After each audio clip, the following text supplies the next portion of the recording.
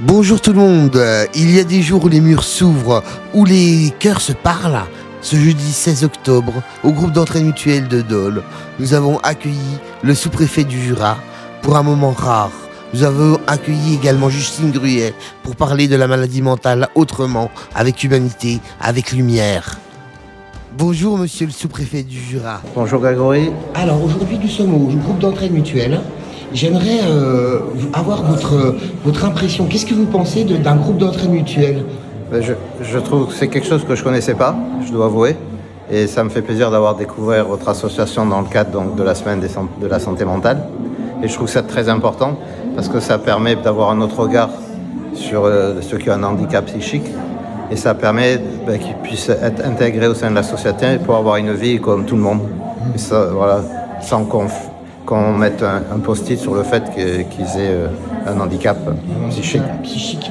Est-ce que la société a voulu mettre la santé mentale un petit peu en valeur cette dernière année avec les grands plans nationaux ? Oui, c'est vrai que c'est le président de la République qui a tenu à mettre cette année. Je trouve que c'est important parce que malheureusement, je pense qu'en France, il y a un gros déficit au niveau de la santé mentale.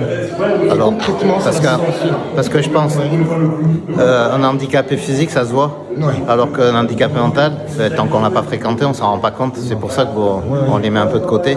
Alors que c'est très important parce qu'un être humain, c'est pas que le physique, c'est aussi le psychique. Et ça fait une entité. Et je trouve que c'est important qu'enfin on prenne conscience que c'est une maladie comme une autre.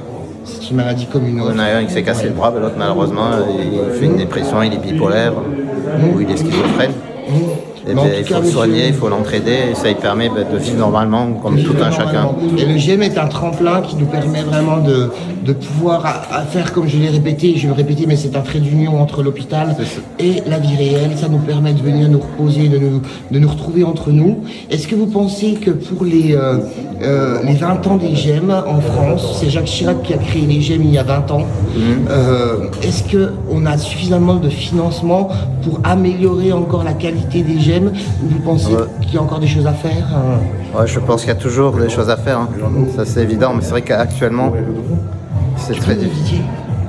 C'est vrai qu'actuellement, avec les difficultés financières qu'il y a, c'est pas évident de trouver, mais je pense que vous avez une association structurée qui peut développer de la qualité et pallier parfois certains déficits financiers. D'accord. Voilà. Merci monsieur le sous-préfet. De rien, merci à vous Grégory et bonne continuation. Merci.